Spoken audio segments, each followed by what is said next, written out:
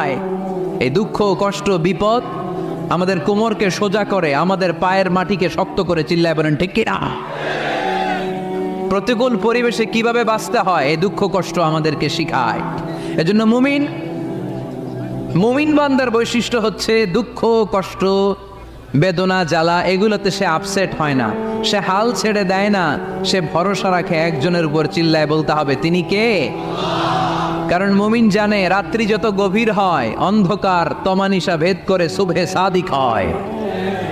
মুমিন জানে গর্ভবতী নারীর পেটের ব্যথা যেই দিন বাড়তে থাকে ওই দিনই নতুন মেহমান আগমনের সময় ঘনাতে থাকে। মুমিন জানে তার জীবনে দুঃখ কষ্ট বিপদ যত বাড়তে থাকে সুখের দিন কাছে আসতে থাকে। এজন্য মুমিনের হারাবার কিছু নেই। ইন্না মাআল উসরি ইউসরা, ইন্না মাআল উসরি ইউসরা। নবী হে, কষ্টের পরেই আছে আনন্দ, দুঃখের পরে